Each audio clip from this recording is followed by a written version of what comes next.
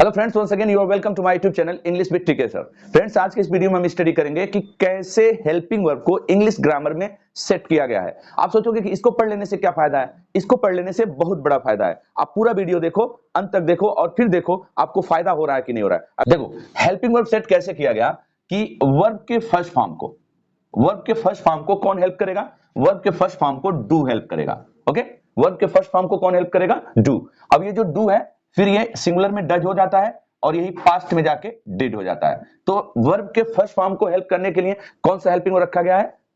Do. Okay, अच्छा, verb के ING form को हेल्प करने के लिए क्या रखा गया है? वर्ब के आईएनजी फॉर्म को हेल्प करने के लिए हम बी यूज करते हैं, बी। अब यही बी जो है इज हो जाता है, एम हो जाता है, आर हो जाता है, वाज हो जाता है और वर हो जाता है। और जरूरत पड़ने पर यह स्वतः बी के रूप में भी इस्तेमाल होता है, बीइंग के रूप में भी इस्तेमाल होता है और बीन के रूप में भी इसका इस्तेमाल किया जाता है। फ्रेंड्स, वर्ब के थर्ड फॉर्म को हेल्प करने के लिए हैव रखा गया है। कौन सा वर्ब? हैव, जो सिंगुलर होने पर हैज हो जाता है और पास्ट में जाने पर ये हैड हो जाता है। आप सोचोगे इसको जान लेने से क्या फायदा है? इसको जान लेने से बहुत बड़ा फायदा है। सबसे पहला फायदा मैं आपको बताने वाला हूं कि हेल्पिंग वर्ब के इस सेटिंग को जानने से आपको क्या फायदा होता है। फ्रेंड्स, अगर मान लो कोई सेंटेंस लिखा हुआ है कि ही विल बी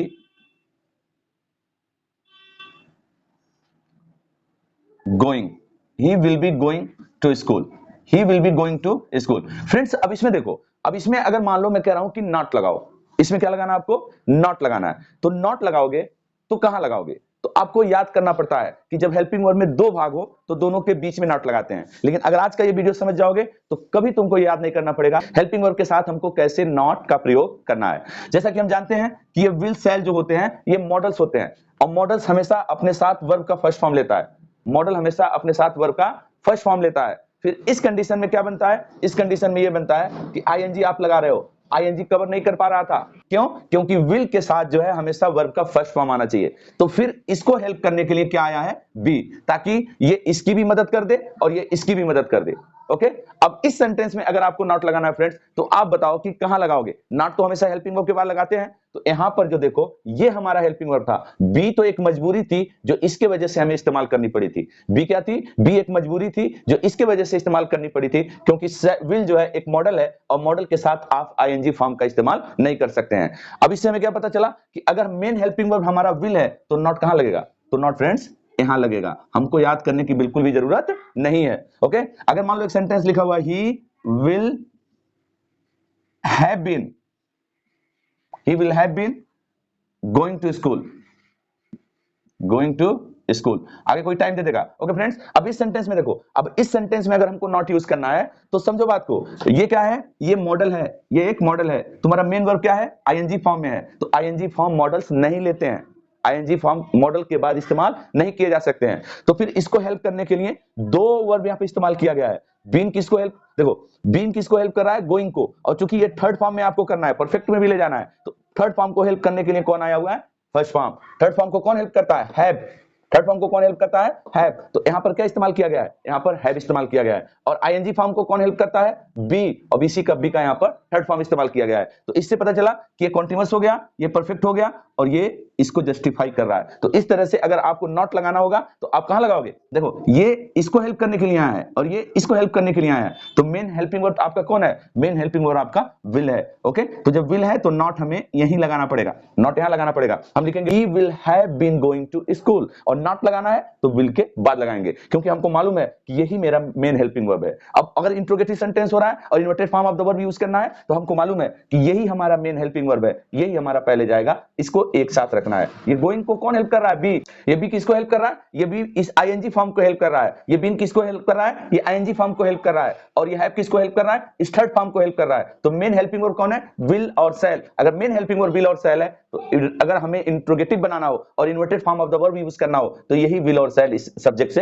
पहले जाएंगे। तो पहला फायदा आपको समझ में आया कि हेल्पिंग वर्ब को सही से समझने से क्या फायदा होगा। अब आइए आपको दूसरा फायदा समझाता हूं। मान लीजिए आपने पढ़ा he has to go to school. अब इसका मतलब है कि उसे जाना पड़ा, उसे स्कूल जाना पड़ा। ओके, अब कभी भी अगर आप इसको कंटिन्यूअस मूड में ले जाना चाहो कि उसे हमेशा कि उसे स्कूल जाना पड़ रहा है, उसे स्कूल जाना पड़ रहा है, तो अगर इसको कॉन्टिन्यूअस मूड में ले जाओगे तो यहां पर ये जो गो लिखा हुआ है इसमें तो आपको आईएनजी बढ़ाना पड़ेगा, गोइंग। और जैसे ही गोइंग लिखोगे फिर ये हो जाएगा हमारा गलत। गलत क्यों हो जा रहा है? क्योंकि हैज टू, हैव टू के अकॉर्डिंग, तो वर्ब का फर्स्ट फॉर्म यूज होना चाहिए। हैज टू और हैव टू के अकॉर्डिंग वर्ब का फर्स्ट फॉर्म यूज होना चाहिए। और आप कौन सा फॉर्म यूज करने जा रहे हैं? आईएनजी फॉर्म यूज करने जा रहे हैं। तो आईएनजी फॉर्म अगर यूज करने जा रहे हैं तो फिर इसको हेल्प करने के लिए एक वर्ब आपको और लिखना पड़ेगा। क्यों? क्योंकि इसके साथ फर्स्ट फॉर्म चाहिए। तो कौन सा वो फर्स्ट फॉर्म यूज कर लें? तो आईएनजी है, आईएनजी को हेल्प करने के लिए क्या आता है? बी आता है। तो अब आप अगर लिख लें कि he has to be going to school, he has to be going to school, अब इसका मतलब हो जाएगा कि उसको स्कूल जाना पड़ रहा है। अच्छा, अगर ये हम परफेक्ट मूड में ले जाना चाहें इसको, परफेक्ट में, ठीक है, कि उसको स्कूल जाना पड़ चुका है या उसे स्कूल जाना पड़ा है, यानी वो काम हो चुका है, ठीक है, फिर इस कंडीशन में आपको ये जो गोइंग है इसको आपको गॉन बनाना पड़ेगा। क्या बनाना पड़ेगा? गॉन। अगर इसको आपको गॉन बनाना पड़ेगा तो फिर तो हैज टू, हैव टू के साथ फर्स्ट फॉर्म आना चाहिए, और आप कौन सा फॉर्म लगा रहे हैं? और आप तो थर्ड फॉर्म लगा रहे हैं, तो गलत बात है। तो फिर इसको सपोर्ट करने के लिए एक ऐसा वर्ब इस्तेमाल किया जाए जो इसको भी सपोर्ट कर दे और इसको भी सपोर्ट कर दे। तो थर्ड फॉर्म को सपोर्ट करने के लिए हमारे पास क्या है? हैव है। तो यहां पर हमको आपको लिखना पड़ेगा हैव गॉन, हैव गॉन। तो ये जो पूरा सेंटेंस होगा वो कैसे होगा? He has to have gone to school, he has to have gone to school. ठीक है फ्रेंड्स, एक बार फिर से मैं वीडियो को रिवाइज कर देता हूं। मैंने पढ़ रहा है कि कैसे हेल्पिंग वर्ब सेंटेंस को, कैसे हेल्पिंग वर्ब, ठीक है, सेट किया गया है इंग्लिश ग्रामर में। ओके, तो हमने क्या पढ़ा कि आईएनजी वर्ब के फर्स्ट फॉर्म को कौन सपोर्ट करता है? डू। डू का एक फॉर्म डज होता है, दूसरा फॉर्म डिड होता है। फिर मैंने क्या कहा? आईएनजी फॉर्म को कौन सपोर्ट करता है? बी। बी से बी का ही एक फॉर्म इज होता है, एम होता है, आर होता है, वाज होता है, वर होता है, बी होता है, बीइंग होता है, और बीन भी होता है। ओके, अच्छा, अब यहां पर हमने एक सेंटेंस लिखा कि he will be going to school. अब अगर आप इसको याद करोगे तो याद करते हो कि विल और बी के बीच में नॉट लगाते हैं। विल और बी के बीच में नॉट नहीं लगाते हैं, हम विल के बाद नॉट लगाते हैं। क्यों? क्योंकि ये बी तो इस गोइंग को सपोर्ट करने के लिए आया है। क्यों? क्योंकि ये तो एक मॉडल है, मॉडल के साथ आप आईएनजी फॉर्म का प्रयोग नहीं कर सकते हैं। दूसरे में देखें, अब देखो will have been, will have been, तो ये गोइंग आईएनजी आपको यूज करना है, इस वजह से यहां पर आपको बी लिखना पड़ा, और ये बी क्योंकि परफेक्ट में भी रखना है तो इसका थर्ड फॉर्म करना पड़ा। तो इस थर्ड फॉर्म को हेल्प करने के लिए आपको क्या इस्तेमाल करना पड़ा? हैव। तो ये सब तो आपस में एक दूसरे को हेल्प कर रहे हैं। मेन हेल्पिंग वर्ब आपका कौन है? विल सेल है। तो नॉट कहां लगाना है आपको? विल सेल के बाद लगाना है। अगर मान लो आप पढ़ते हो कि he has to go to school, उसे स्कूल जाना पड़ता है, उसे स्कूल जाना पड़ता है, कभी इसको कंटीन्यूअस मूड में ले जाने की जरूरत पड़े तो जो मेन वर्ब है उसमें आपको क्या करना पड़ेगा? आईएनजी बढ़ाना पड़ेगा।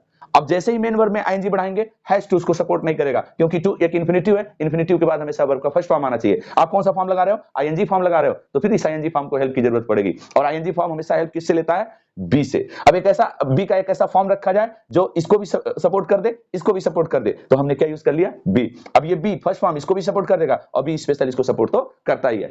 अब कभी भी इसी चीज को अगर आपको परफेक्ट मूड में ले जाना हो, जब परफेक्ट मूड में आप ले जाएंगे तो वर्ब का थर्ड फॉर्म यूज करना पड़ेगा। जैसे ही गो का थर्ड फॉर्म गॉन यूज करेंगे, फिर ये एक दूसरे से कनेक्ट नहीं हो पाएंगे। क्यों? क्योंकि यहां पर ये एक इंफिनिटिव है, इंफिनिटिव के बाद वर्ब का फर्स्ट फॉर्म आना चाहिए। आप कौन सा फॉर्म लगा रहे हैं? Third form. तो इसको हेल्प करने के लिए अगर हमारे पास कोई ऐसा हेल्पिंग वर्ब होता जो फर्स्ट फॉर्म में होता, इसको भी हेल्प कर देता, इसको भी हेल्प कर देता, तो वो कौन है? थर्ड फॉर्म को कौन हेल्प करता है? हैव हेल्प करता है। तो हैव हम लिख लिए, और हैव लिखे तो फिर क्या हो गया हमारा सेंटेंस? Have gone. ठीक, तो पूरा सेंटेंस हुआ he has to go to school, he has to be going to school, और he has to have gone to school. तो इस तरह से हेल्पिंग वर्ब को सेट किया गया है। हेल्पिंग वर्ब पे बहुत सारा लंबा लेक्चर हो सकता है, ठीक है, लेकिन संक्षिप्त में इतनी चीजें भी अगर आप समझ गए हैं और आपके लिए वीडियो उपयोगी लगे तो दूसरों के साथ भी शेयर करें ताकि वो भी सीख सकें। जय हिंद, जय भारत।